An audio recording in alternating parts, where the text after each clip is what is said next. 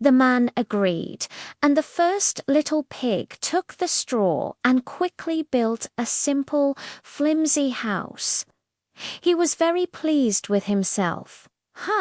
That was easy, he thought.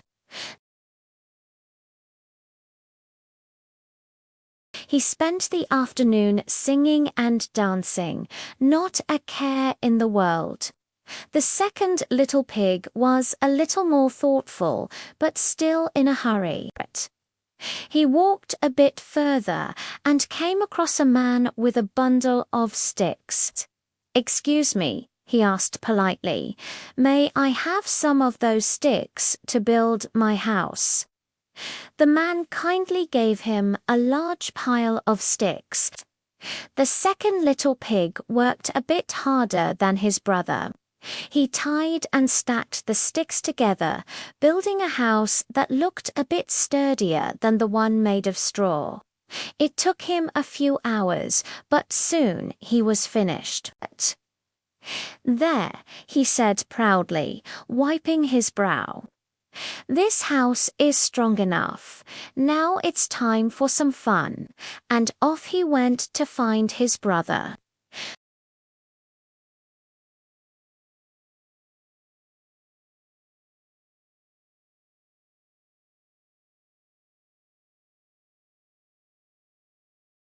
He walked past the straw and the sticks, continuing down the road until he saw a man with a cart full of heavy red bricks. "Could I please have some of your bricks to build my house?" The man, admiring the little pig's determination, helped him unload a large pile of bricks. Building a brick house was hard work. The third little pig had to mix mortar, lay each brick carefully, and build a strong foundation. He worked all day long, from sunrise to sunset. While his brothers were playing games, he was building a tall chimney and a solid wooden door. He was tired, but when he finally finished, he looked at his strong, secure brick house with a great sense of accomplishment. "Now," he thought, "I am truly safe."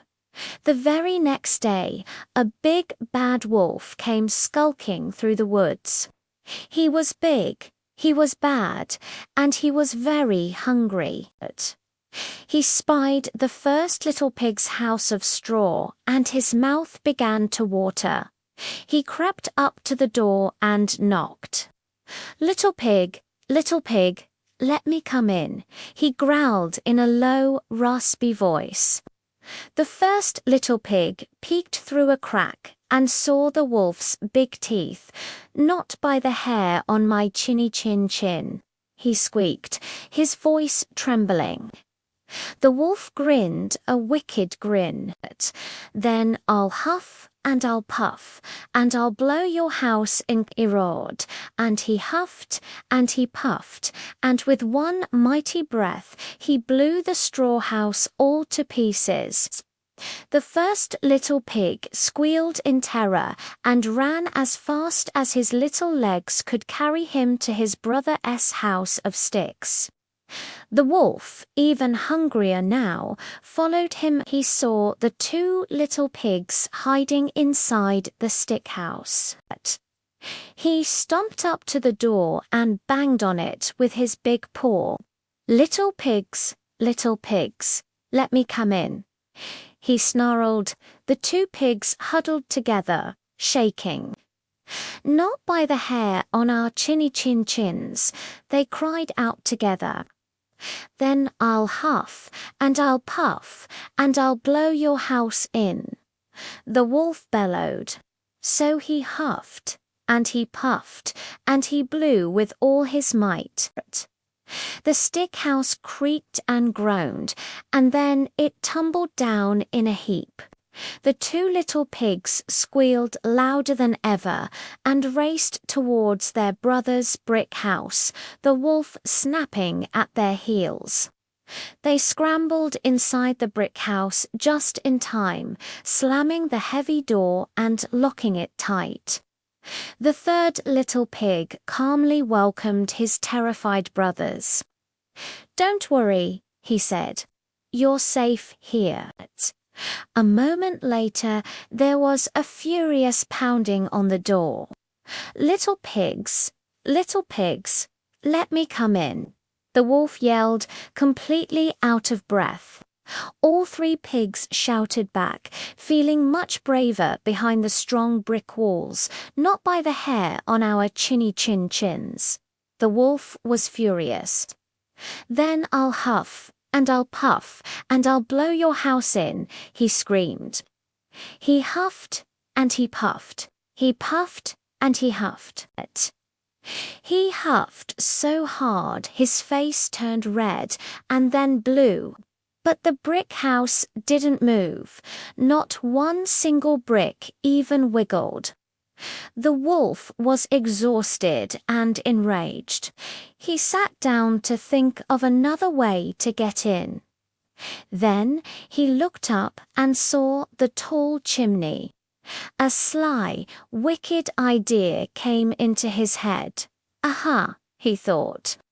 "I'll climb up the roof and slide down the chimney. Then I'll have all three of them for my dinner." But the third little pig was not only hardworking, he was also very clever. He heard the wolf scrambling on the roof and knew exactly what he was planning. Thinking fast, he told his brothers, "Quick, help me." They filled a big black pot with water and put it on the fire in the fireplace, right under the chimney. The water started to bubble and boil just as the wolf began to slide down the chimney.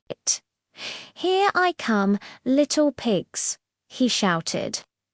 With a final wiggle, he dropped down, splash, right into the pot of boiling water.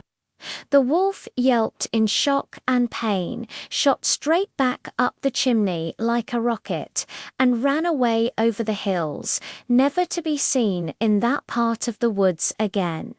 The three little pigs cheered. They danced around their safe, sturdy brick house. The first two little pigs thanked their brother for saving them and apologized for being so lazy. They had learned a very important lesson that day. From then on, they all lived together in the strong brick house.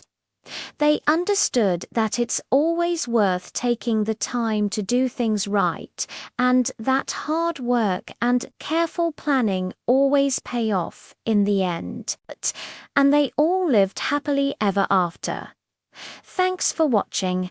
If you enjoyed this story, don't forget to like and subscribe for more classic tales. See you next time.